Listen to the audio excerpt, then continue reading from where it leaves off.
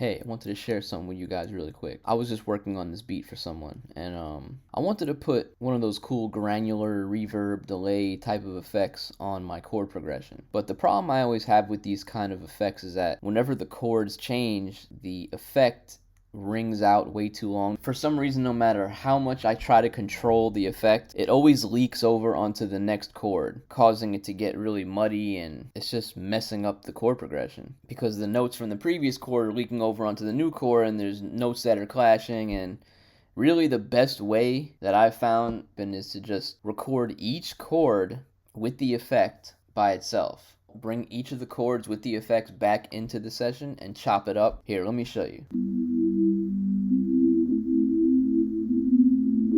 So I just have a regular chord progression just playing a pad sound, and I'm going to be using Arturia's EFX fragments.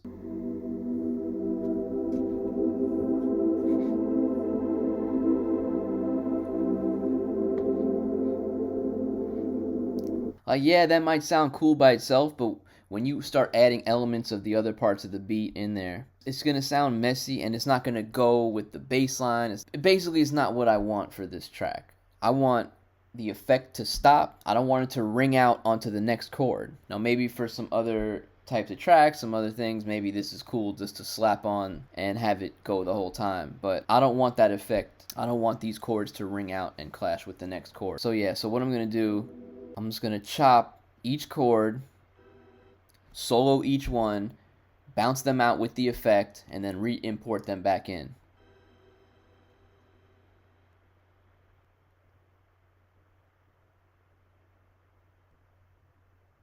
Here's each of the chords right here as audio, and then I'm just going to follow my progression and chop it up.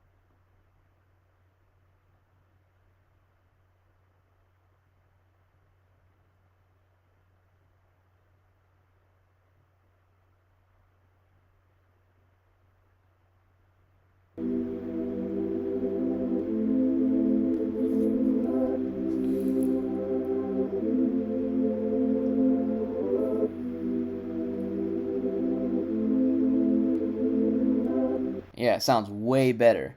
There's a couple of clicks and pops here and there, which you could fix with something like Isotope RX, or just doing some additional crossfades. And yeah, that's how I do it. I think it's a way better result. You can apply this to regular reverbs as well. If reverb is leaking over onto the other chords and it sounds like it's clashing, this is definitely a way to solve that issue as well. Record it to audio and edit it, chop off those reverb tails when the chords change, and you won't run into this issue.